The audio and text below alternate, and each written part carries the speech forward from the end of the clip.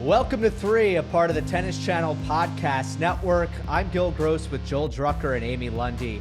Novak Djokovic through to the Australian Open semifinal, where he has never lost past this point. He has never lost an Australian Open after winning the quarters, which he did last night against Taylor Fritz.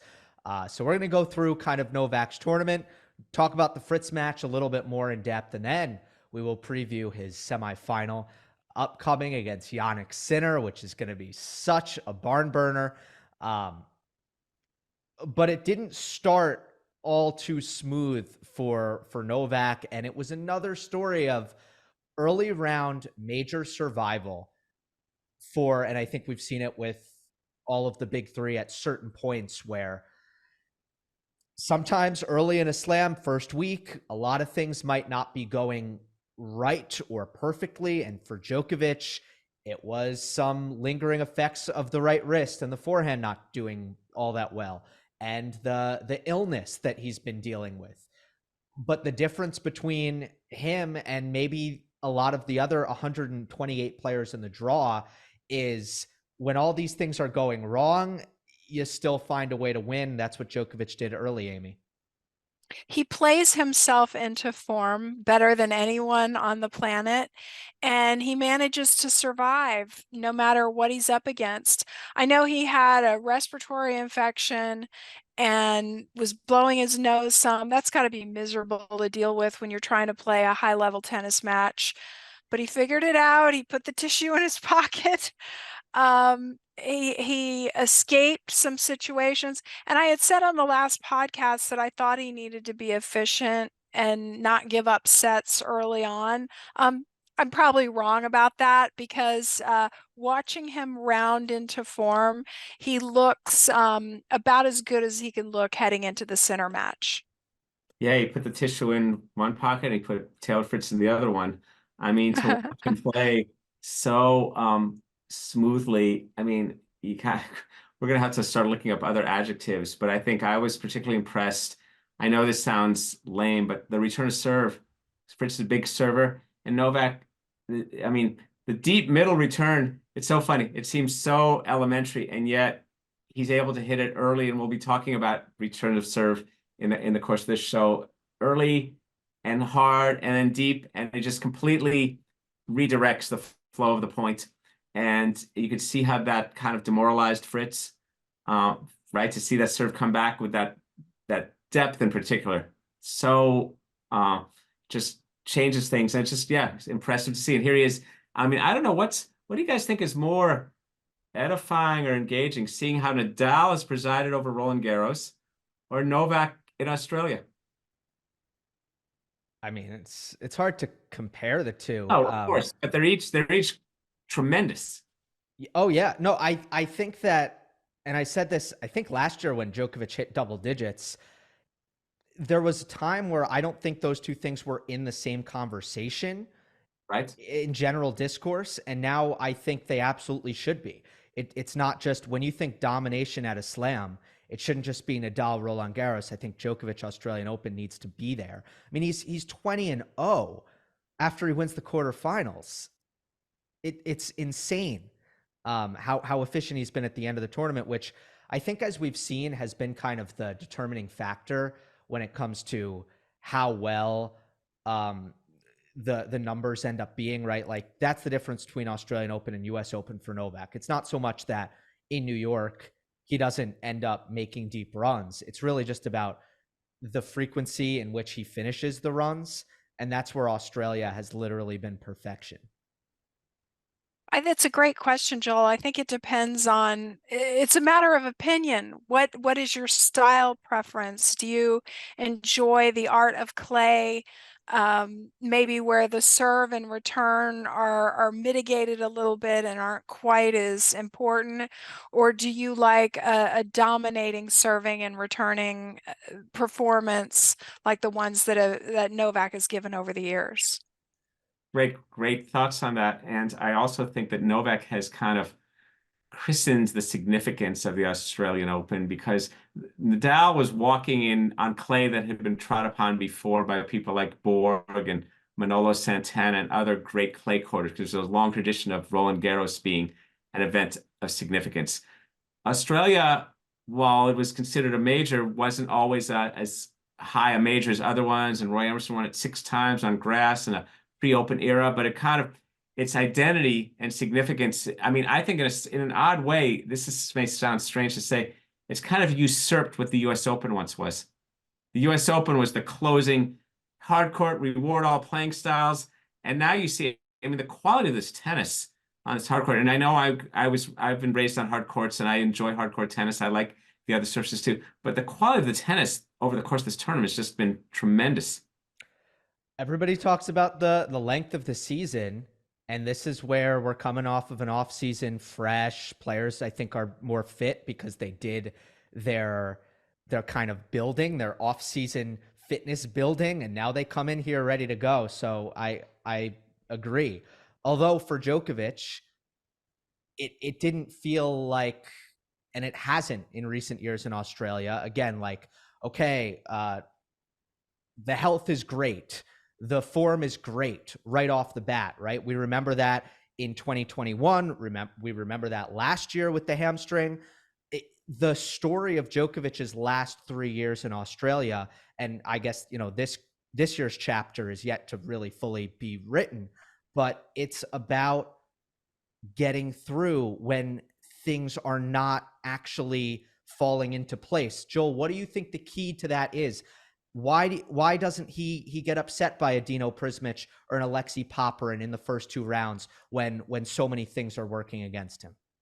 Well, not that, because he's won it a bunch and he knows he's better than those guys, and he just has to take the time to figure it out. And this gets to sort of my other Socratic inquiry. Okay, Nadal has dominated the clay, and he's had this much distance between himself and his clay rivals. He's had moments of being tested, but he's kind of obliterated them many times. Lots of guys can play well on hard courts. So the theoretical distance between themselves and Novak, as we saw in the first round of this tournament, isn't that far. So yet, I mean, it kind of, what's more impressive? Dominance by killing. I'm not arguing against Nadal. I'm not arguing for Novak. I'm just trying to grapple with this. And I think he's just knows, he has such faith in himself, in his process, and his fitness, and he has more tools. Yeah, I wrote this before the tournament. I thought, who's going to ask the most questions of Novak truly? Who's going to innovate? And what's that going to be? I mean, that's why we're excited to see innovation from Sinner in the form of power and increased transition skills. I actually think in the quarterfinal, we saw Fritz get pushed to that place where he did add some things that maybe if Novak Djokovic wasn't still here pushing him, he wouldn't have done these things. But the forehand drop shot, much improved. The backhand slice, it looked more competent than I've ever seen out of him. The obvious opportunities to come forward, he took them. But then also just the baseline bread and butter of his game that's always been there. He trusted it, he relied upon it, and it was really good. Forehand, big swings, big power, never holding back. Backhand down the line, quick to pull the trigger on that shot. That was really good. But Joel, you mentioned the return of serve right away. And here's the stat, guys, that's just incredible about sets 3 and sets 4. That illuminates just how dominant Djokovic's return was. If you take Fritz's serve and you look at 0 through 4 shot rallies on Fritz's serve, Djokovic won 16-12. That at this level with the big first serve in men's tennis, you almost never see that. That a guy like Taylor Fritz, huge first serve, huge forehand, he's going to lose the majority of his 0 through 4 shot points with his serve. It just shows you that the serve was completely neutralized. And by the way, by the speed gun, Taylor was serving bigger, significantly so. He had a faster average first serve, and he had a faster highest first serve. So it does speak to Novak's returning prowess in this match. A stat that stood out to me was the breakpoint opportunities. Novak created 21 breakpoint opportunities. He only converted 4 of those. That was plenty, you know, but to create 21 on a guy with the serve that big. Meanwhile, Taylor was only able to create 6 breakpoint opportunities on Novak's serve.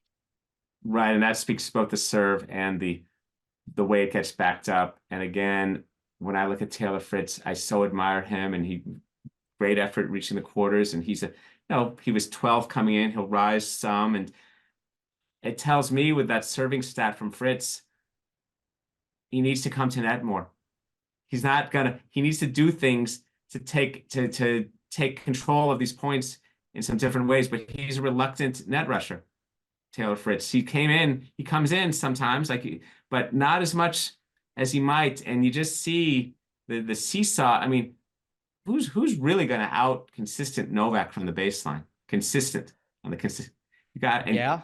I mean, Fritz actually was so good off the ground, and he actually won statistically the majority of the 5+ rallies, which to me is a little bit surprising. So he won 5 to 8, but Novak actually 9+. won 9+. Yeah, but if I'm talking about 5+. Okay, I see. I see. 5+. Fritz had the edge by 3 or 4 points, but Djokovic just.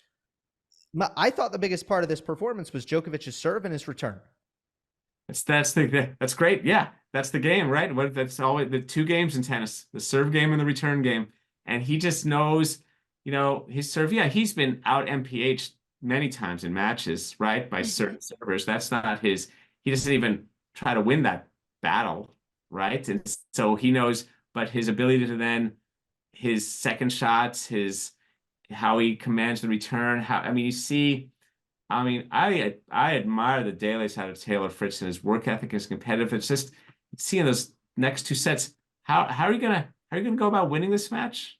Just what's gonna happen here? How's that gonna happen? I like the idea that if you're serving really well and you're serving hard, but you're not winning enough of your first serve points, I like the idea of trying to do something different. Serve and volley, anything different to break the rhythm. I mean, as a server, it's extremely aggravating when you hit about as good a serve as you can possibly hit and it comes back to you deep. That's annoying. So just looking at the Novak, he just played so many more receiving points. He played 154 receiving points to Fritz's 115. So you can just see he was getting into those Fritz service games and annoying and pestering, and over time that really adds up. Well, first 2 sets, 0 of 15 on break points. This isn't surprising, but mentally, talk about frustration, flip it the other way. There's nothing more frustrating than just getting 15 break points and never breaking serve. Good Go point. ahead, Joel. Well, I'm the whole thing of break points. You're not gonna break 15 times. I get the thing of not breaking. I get the thing of being set all, right? You're set all. I've had 15 break points. It would have been nice to convert 1 of them or 2 of them, right? But I think it also for the server, I'm just against it. I'll tell you the thing that Novak, we were talking about Novak in these early rounds. Obviously, like the great champions are the ones less likely to push the panic button. Well, to know that time is on their side in the 3 out of 5 set format. In the 2 out of 3, lots can happen quickly. But the 3 out of 5 is kind of the long haul effort. And Novak in Australia, akin to Rafa at Roland Garros, okay, are you ready? Yeah, exactly. And that's what I was going to say was not surprising. It's not surprising that Djokovic regrouped in the 3rd set and didn't let the break point stuff kind of destroy his psyche like I think it could have for other players. But he didn't. And you're right, Joel. I think he probably thought, okay, well, it's been frustrating. Taylor played great on so many of those break points, by the way. It really, there weren't actually that many Djokovic mistakes if you look at the 15 break points, which is remarkable because that's a lot of points. But Taylor was just kept coming through to save them. But yeah, I mean, there is no panic. And there's I think, I forget who took the long break after the third set. It might have been Taylor taking the long break, but there was kind of a break in the action. And then sets 3 and sets 4, it just wasn't as close anymore as sets 1 and sets 2, not even close. Part of that also was maybe the sun going down because there was some heat factor, I think, affecting Novak's energy levels in this one as well. Should we zoom in a little bit more on the serve, guys? He hit 20 aces. The ace rate in sets 3 and sets 4 against Fritz was in the 20% range, which is like John Isner level.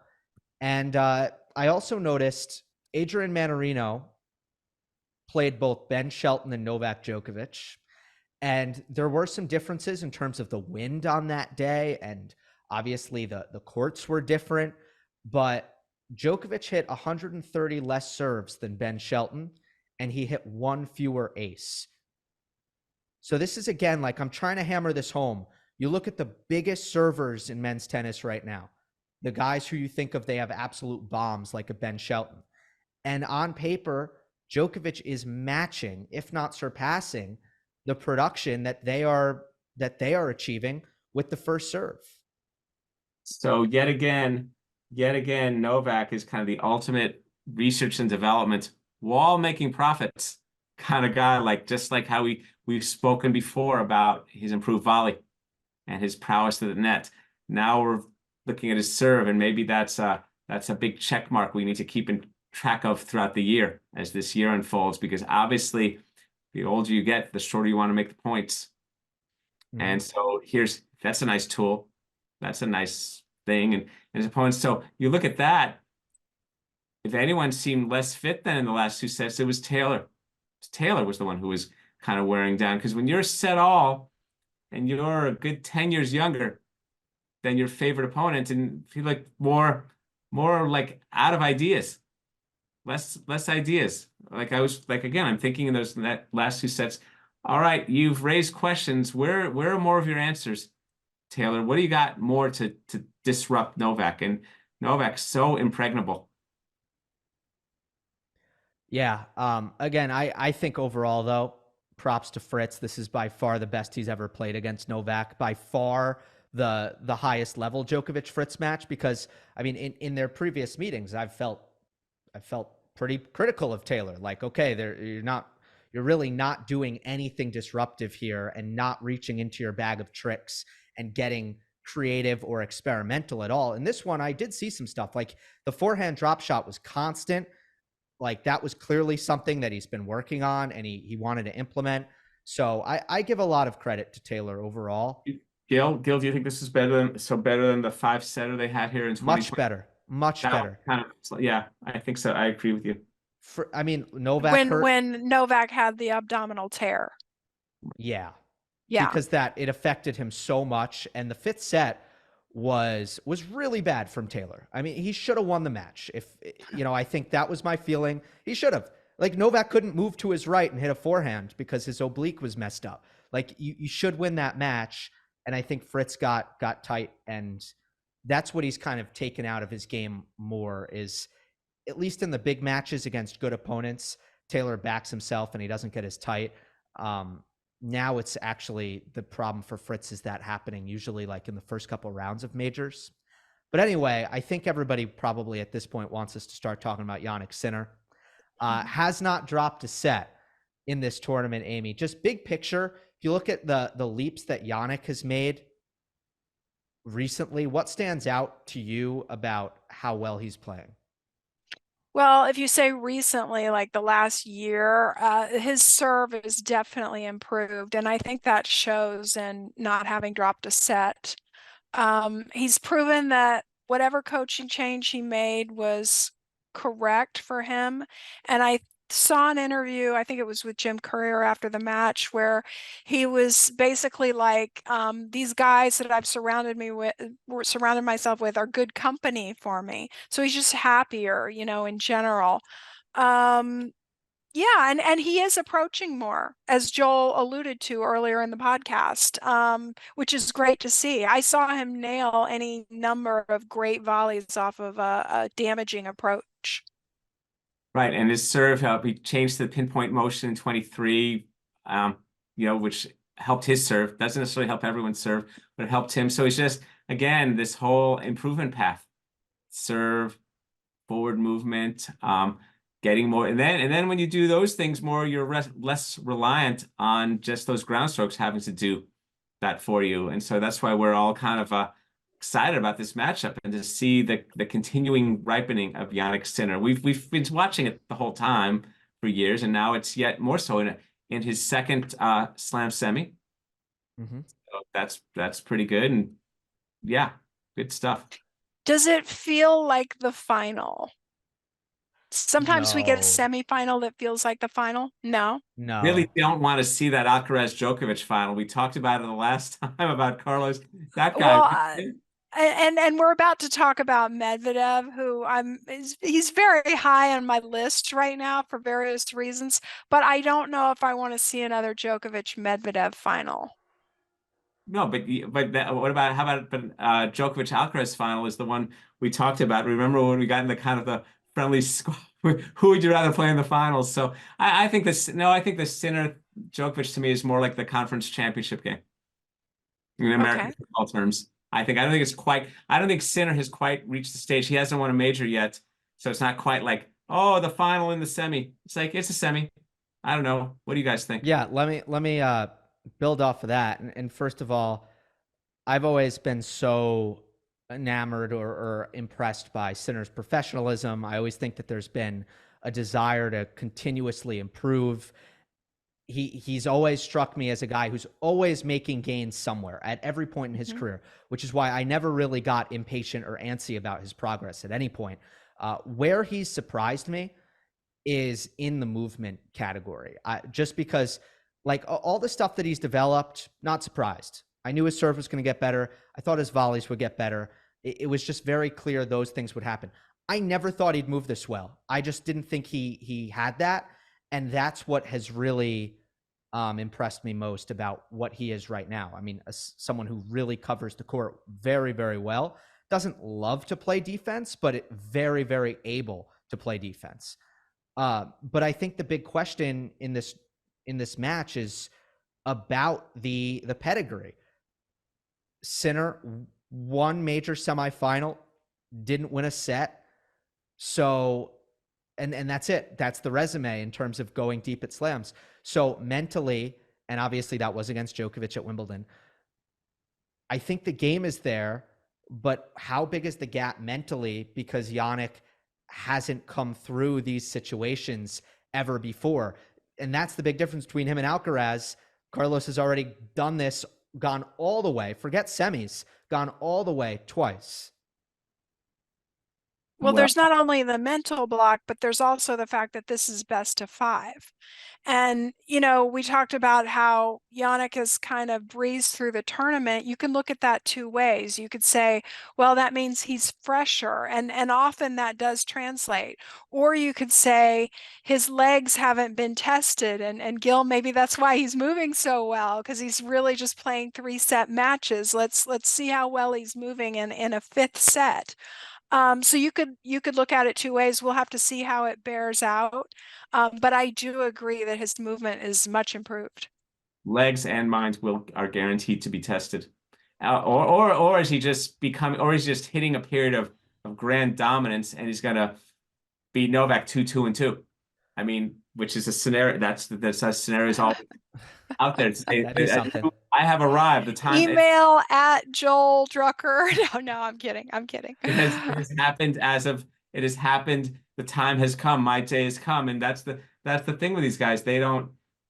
Yeah, that we don't know. Yeah, the experience stuff. Yeah, I mean, we know Novak. I don't want to even know how many semis he's played, right, and his record and all that stuff. And then from the viewer standpoint, you put those things out and we think about that.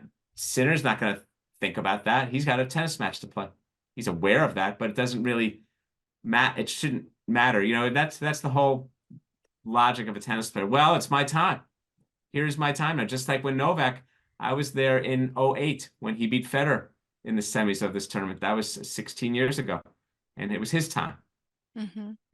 Sinner has lost 4 out of his last 5 setters, so I'm not going to say that the legs are not somewhat of a question. My hunch is that he is going to have plenty if he needs to go 4.5 hours. I think the legs will be there. I think there's been so many improvements made in that aspect. But the nerves, I'm not as sure. Like, I'm not as sure that there's not going to be some a big forehand unforced error and a tiebreak on a midcourt ball. That's where I'm like, okay, are there going to be some growing pains here against somebody who is going to make you pay for any of those growing pains? That's what happened at Wimbledon. It was an erratic forehand day. The forehand has been really, really under control in the last 3-4 months after US Open and beyond for Sinner. But I think it's almost a compliment to him, because other than the mental side, I don't see a huge gap between him and Novak anywhere if we talk skill for skill. And Sinner's, to me, gotten into this place where there's no obvious way to attack him or obvious advantage that Novak clearly has in any one aspect of the game. And that's why I kind of am thinking so much about the mental right now. But do you guys agree with that? I don't know where there's an obvious way to attack Sinner right now. I'd have to look at the stats. That's a really good observation. I noticed that in the second set of the match that he just played against Rublev, that went to a tiebreak, Rublev had him in that breaker. I think he might have been up 4-1 or something. And then some tactical mistakes by Rublev, just hitting the ball up the middle in rallies right at Sinner, and Sinner just pounced on that. So I think tactically, and also Sinner didn't flinch when he got down in that breaker. So I think tactically, you're right, Gill. That's not an area. He's got the tactics, improve movement, improve serve. Maybe look at something with the second serve. I'm not sure. I think the second serve is really good, but I think it used to be a weakness. I think it's kind of improved with the first serve. I think the return is great. The forehand and the backhand are pretty even. He can defend, he can attack. The net game is good now. You can't really draw him forward. Joel, what do you have anything? I don't. Now also I want to know, you said the 4 out of 5, the last 5 setters, I believe one at the US Open, correct? And what was the one before that? Sure. So Zverev at the US Open last year, really hot, humid day as well. Sinner, he lost his legs pretty early on in that one. Altmaier at Roland Garros, 7-5 in the 5th. That was really an outlier bad loss for Sinner. There haven't been a lot of those. Everybody has those. Yeah, everybody has those. I think of 2023 as Sinner's sophomore year, still taking a lot of the prereqs to get into the major. It's he's still kind of a little lower division, making his way through things, and it kind of got better towards the end. And now it's kind of, he's in that stage where it's he wants to declare. I'm not saying he's going to win, but I'm saying he's organized himself in a nice place. And I think the Wimbledon, the forehand day, even though the grass is a lot different than it used to be, it's still Wimbledon and grass. I think Wimbledon is we'll address more of Wimbledon in times to come. But I think Australia, I think one of the reasons the tennis is all so good in Australia, it's oh yeah, this is what we play on most of the year. This is what we all are familiar with, kind of hard courts of various speeds, of various balls, but it's a hard court. So we're kind of that's the prevailing surface in tennis these days is a hard court. And so he's kind of, for a guy like Sinner who likes that pound that ball, man. I mean, who do you guys think sinks Sinner harder than Del Potro? Different, but not nearly as flat. Right. But so Yeah, but it's not we're not talking excessively topped. I mean, I don't know the RPM rotation on Sinner's ball, but either way, his Just ball action and heavy on the aggressive. ball. Ah, Yeah. yeah. And you see it just it'll be interesting to see 2 years from now Sinner's ball compared to what it was, let's say, last year. But really, really impressed to see how I just hope it's a good competitive match through and through for both guys. No one gets injured, no things that the weather doesn't excessively intrude on it. Yeah, it is built the build up. It feels like this is bound to be a really good match. I think what's pretty clear to most people is that in terms of consistency in matches start to finish, Sinner has been much better than Djokovic. Now Novak has had some impressive finishes to his matches. The Manarino performance was really good start to finish, but Novak has had a lot of moments in these best of 5 set matches where, okay, he's not getting the better of the play for a certain stretch. Where Sinner, that there hasn't really been a single passage of play where he's really been under sustained pressure in any way. That's, I mean, he hasn't lost a set, right? I would say that doesn't necessarily matter. So, like, what is your take, Amy, on the form factor? Because there are going to be people who say Sinner is clearly playing better than Novak at the Australian Open this year, and that is going to matter in the semifinal. I'm not so sure. I think the two victories that Sinner had over Djokovic were obviously anytime you can beat Novak Djokovic, that's like, whoa, you've accomplished something.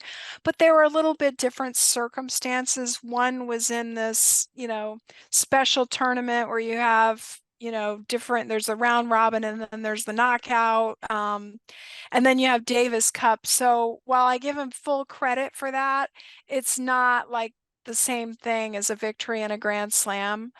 Well, and What's let me, if go I can ahead. jump in between Yeah. those two, sandwiched between those two Yeah. matches was the most important match that they played, which was the Right. final of the year-end championship, with which Right. Novak won, I believe, 3-3. Right. Um, I from a data perspective, and I love like looking for patterns and stuff within data over the course of time. I'm just really interested in what most people do when they have hard fought matches early in these best of 5 Grand Slam tournaments and how their outcomes, how that translate. Is there a pattern? If you have to play a bunch of 5-set matches or 4-set matches early in the tournament, does that equal a more negative outcome toward the end of the tournament? And what's the difference in that and the average person and Novak? Does he defy that? Yeah. So this will just be another great data point. Yeah, see, I think the ascending contender needs to be playing theoretically better and proving, look at, he's mopping it up. He's winning matches in straight sets. He's charging through the field. And the long-standing champion, yeah, we get it. He plays his way into it. Drop a set, do it this, do it that, and he knows how to find his form towards that pinnacle near the end of the tournament. And so because it really doesn't matter who necessarily entirely who's playing better, because they're only playing versus who they're playing. It's not golf. It's not golf where one guy has been shooting 68 and the other guy is shooting 71, and now they're in the final day and they're each at a certain score. So it really don't mean much that it's kind of like, it's one of the things I have a problem with certain statistics, because you can almost pad your stat resume. Yeah, you played this guy and you aced him 42 times, this guy with a terrible return or whatever. You know what I mean? It's like, so it doesn't mean your stats have not been, and that's true in all sports. Your stats have not been gathered versus similar opponents. So what's it all mean anyway? Now, like for example, if Sinner had played, let's say he had 2 5-setters, would he be tired? Would he be playing poorly? Would he have struggled? Or do you think, look at him, he's battle tested. He fought those great matches, and who were they versus? If he played number 85 sets, oh, he got through Sasha in 5 sets. Look at this guy. So, That's why in data science, I think the largest possible thing that you have to look at, the largest possible sample size, that was the word I was looking for, to look at, the better, because then that will weed out over time that guy who was a bad returner that you had 42 aces again, because after years and years and years and years, you do start to see trends. And the great thing about Djokovic is that he has played for 2 decades, and it's fantastic to be able to study someone this great. Well, look, the trend is that Djokovic doesn't lose after he gets past the quarterfinals at the Australian Open. That's the trend. That's a trend. That's a trend. I think it's even more than a trend. It's a friggin' fact. It's not even like it's a notion. It appears to be the case, If there were systematic issues in Djokovic's game happening right now, then I would say, okay, yeah, like maybe that form does matter. But when there's an illness that's clearly getting a little bit better because there's more and more energy, it seems, every round, when there's a forehand that is now back to normal after it wasn't quite right. If you look at the sets that Fritz was competitive in, it had to do with like horrifically improbable break point failures in terms of conversion, in addition to really, really bad first serve percentages, two things that statistically they're very unlikely to happen again. And that's why, like, I love the it's not golf thing, Joel. 2 days from now, cumulative. No, they're going to take 2 days off and take the court in the Australian Open semifinal 2 days from now. I don't think that the form is going to matter. It's just a new match, Yeah, I love the stuff you said about Novak. I think he's bequeathed us so much data. I mean, can we apply for a grant? Yeah, could I? Melbourne journey, and you just do so. It's how many matches? I don't know how many matches he played there by now, and he just won his 33rd straight, so he's tied a record with Monica Seles. And to just look at the whole totality of this whole body of work, and then we can apply for the Nadal grant, right? And see what defines dominance. Who's writing the checks, Joel? Well, no, that's why you got. That's why you have to apply for grants. Yeah. Does this remind you guys at all? Thought just popped in my head of Alcaraz at Roland Garros. I don't know. I guess maybe last year, just in terms of, this is the first time I think anyone is really looking at Sinner, and then also Sinner is probably looking at himself as someone who should be competitive, maybe win this match, maybe could win the Australian Open. I don't think he's ever come into a major with people looking at him that way. I think we have to look at the arcs of the players, their careers, and then the respective slam. Alcaraz, Novak at Roland Garros had a lot to it of Carlos having won the US Open, having already beaten Novak, the significance of Roland Garros. See, I think our sense of Roland Garros as a significant venue is different than Australia. We don't. This event is. You think the players see them? No. I'm not talking about the significance of winning it. I'm talking about the long-term equity accrued by what the event's significance is. No, I think the players are just as eager to win the Australian as they are to win Roland Garros. But what we all attach to Roland Garros, Nadal wasn't there. The clay. This is a little more like Sinner, a little more low key. This has a lot less, bells and whistles. This is tennis. This is Sinner, and Alcaraz had that generational thing, and he'd won the U.S. Open and taken the #1 ranking. Sinner's just like, if Sinner doesn't win, if Sinner gets beaten 3-3, okay, you're still not there yet, young man. It's okay. If Novak had beaten Alcaraz 3-3 in Roland Garros, that's a statement, a bigger statement. You won the U.S. Open, you finished the year #1. I beat you at Roland, and that was a major statement when Novak beat him at Roland Garros, despite all the attached stuff. That was a statement. And then on we go to Wimbledon. But Sinner's not quite there, and neither is the Australian Open. The players, you're right. The players, Australia, they're in their present moment. Roland Garros, Melbourne, whatever. But I think the context of the game, it's Melbourne, it's January. Okay, we'll see. Well, I think you're right that there is a difference. Alcaraz, Roland Garros, literally the favorite to win it. Sinner, he's still an underdog here. He's Right. not the favorite. So it is. I think you're right, Joel. It is different. Still a little bit. I still think the nerve management is going to decide this match. Oh, yeah. Well, sure, sure. Well, Because no, but that's a huge compliment to Sinner, isn't it? Because usually I don't think it's nerve management against Novak. Usually I think it's skills, right? Fritz doesn't lose to Novak because of nerve management. He loses to Novak because ability, skill. They're tied together. Nerve management and skills are tied together. Like if my nerves are well managed, I can execute the forehand the way I want to. You know what I mean? It's sort of a melange. my Yeah, galvanic but spin no, response but is, yeah, when my serves get flung back, I'm not nervous, but I'm not relaxed. well, here's the thing. Nerve management can only allow you to play how to the best of your abilities, right? They can't make you play better than you can play. They can just make you play your game. And hopefully they don't completely screw up your game and you're playing terrible, right? That's nerve management. But so what I'm saying is Fritz can have perfection nerve management. It doesn't matter if Novak plays well. But the game, If Sinner, relationship, it's a connected game. It's a relationship game. I mean, you're right about nerve management. You're relaxed, but I think seeing your big serve come back repeatedly makes you more nervous about the other shots you have to hit. And it kind of, I see, I'm with Amy on this melange, bouillabaisse, whatever you want to call it, Yeah, yeah. this ways of the game. It's not as simple as, okay, I'm in the happy place, just play my game, and now I execute. You got this other guy to deal with. And I mean, Novak's genius is compromising your nervous system. yeah, Yeah. and players definitely get more nervous when they're facing Novak, and there's an aura, Throughout. there's a reputation.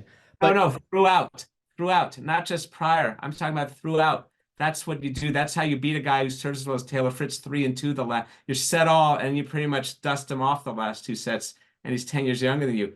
That's kicking his nervous system too. right, but I don't think Taylor had issues with his nerves in that match. I think he played his best. We need to talk Well, about nerves. Yeah, he did. Yeah, right. I have skills, nerves. It's all of. I think it's all part of what makes the game incredible. Gil, I think nerve management too, though, it's sort of a construct that we've labeled it. That sort of mental aspect of it is on a spectrum. What about not only managing your nerves to a point where your nerves aren't bothering you, but what about managing your nerves to a point of peak performance where you've used your energy to play yourself into a zone, even above your normal baseline? Yeah, I think there's a balance there. All players are a little on edge, right? Naturally in a big match. So Everybody, sure. yeah, but you can't play above. Like for example, Taylor Fritz can never be as fast as Alcaraz. He can have the greatest nerve management of all time ever in history, and he will always be slower than Carlos Alcaraz. That's just one example. So the point I'm making, the point I'm trying to make is for Fritz, I'm saying it doesn't matter how well he manages his nerves. There are certain limitations there. For Sinner, I think the limitations really mostly aren't there. And the nerve management therefore comes into focus because if he plays his best under pressure, I think he's going to be a massive problem. But I question his ability to do that because he hasn't really been in these moments. Well, that's the exciting part. See, the reason I think people get drawn to a Sinner because he's continuing to improve, we don't know what his peak is. And with certain players, we start to feel whether it's true or not. Like Tsitsipas. There's a sense, I'm wondering now, have we seen the best of him? Is there more better to come? Can there be yet more? Can there be yet more to his peak? And I think the excitement of a young contender, that's why we always like these Sinner, Alcaraz, and then about 3 or 4 years in, we say, well, looks like this is what he's pretty much got. But we don't know that. And the excitement of Sinners, we don't know. We can't begin to see what his peak is yet. We start to wonder, like with Taylor Fritz, have we seen the very best of what he is, or is there more, again, is there more yet better from him to come? And it's skills and it's nerves and it's matchups. It's all the things that make the game so friggin' compelling and difficult. As an optimist, I tend to think that the potential of any of these elite players is almost unlimited. But they, and this was brought up in the commentary on the Sinner Rublev match, they have to be willing to adapt and change and be flexible and learn new skills, and even within a match, maybe change and adapt. And that really unlocks the potential of what, you know, some of these players can be, including someone like Tsitsipas. I talked to a former pro once, and he told me, like, when he was playing the 70s, 80s, he knew when he started playing pro and he was about 20, 21, he kept doing things and he had another burst of improvement at 25 through 28 that got him to play even better tennis. But that was about what they could afford to stay in the game. Now you just look at Mannarino. I'm not saying Mannarino is going to win a Grand Slam, but look how much more good tennis he's played in the last year than he might have played 3 years before that. So I'm thinking there can be now, with all the things that go on in fitness and money and being able to afford to be out there, there might be 3 waves of 21, of 25, of 28, of 32. So that's where I don't know, like, we don't know how good someone necessarily can be or what their peak is. What about right now, though? Do we know how good Sinner is right now? Oh, no, we don't. That's why we got to watch him play. That's the thing. Good is an outcome. The match is a process. We'll learn a lot. That's what's fun about these matchups. We're going to learn a lot, and we were keen for a lot prior to that Roland Garros semi and it kind of, we learned something that no one had banked on learning. Wow, Carlos, energy management. I hadn't thought of that one. Yeah, you're right. We are going to learn a lot. And those 3 matches that they played at the end of the year, even though the year-end championship final is a very, very significant one, that little trilogy they had will be trounced by whatever this result is, right? That's right. And now look, speaking of, look what we learned. Look at Medvedev last year.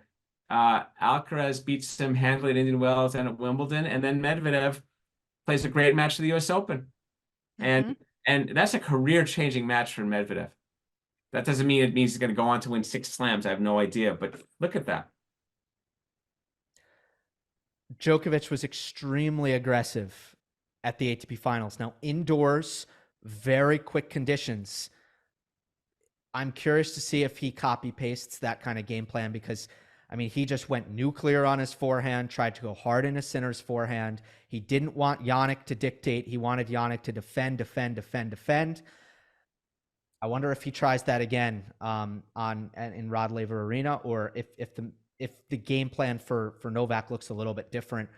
But I think there's a lot of unpredictability here. I don't know how this goes. I don't know where the player who's going to win finds their edge. Again, my hunch is performing under pressure in the key moments and getting tight. And that's what I think the difference is going to be. But other than that, a lot of questions in my head. So Amy, any final thoughts on how you think this might go down? I see tiebreakers in my head, or at least a tiebreaker, especially with the way these 2 guys have been serving. Yeah, Gil, like that's a really great point. Will he copy and paste some things that have been successful for him in the past? He might. Yeah, he might not come out of the gate that way. He may pull that out if he thinks he needs a change in strategy. You might see it for a little while, but not later in the match. And that's the great beauty of Novak. He has so many tools and strategies and tactics available to him. He uses the fall. It's funny. It reminds me of when he beat Medvedev with the serve volley in the Paris Indoors. Like the fall is his skunkworks little lab test indoors, fast surface. Try this, and kind of a vignette, like a short story. Now we're at the slam. Now it's a novel. Now it's the whole thing. I'll tell you this: I don't think he's going to be. He didn't seem to panic at all about losing 15 break points against Taylor Fritz and being set off. Jannik Sinner, I'd feel a little more frustrated if I didn't win one of 15 break points against Jannik Sinner with a guy who serves and backs it up. like that. That might be a little more. Who's beaten me before? Remember, wasn't he 8-0 with Fritz prior to Yes. that? So that helps too. You just use all we all use all data in our favor. That's the tennis player logic. I joke. It's like I say, I don't put much stock in one set unless I win it. So Absolutely. So anyway, I think it's gonna be interesting. I agree with Amy. At least one tiebreaker. Where I don't know, and that's gonna be one great match to watch. All right. Well, we'll be with you on the back of that match, whether we have a final to preview or not, as well, is yet to be seen. That'll do it for this episode of 3. Remember, we're available on all podcast platforms. Appreciate it if you leave a rating and a review on Apple and Spotify. And if you're watching on YouTube, please do like, comment, and subscribe. We will see you next time on the next episode of 3.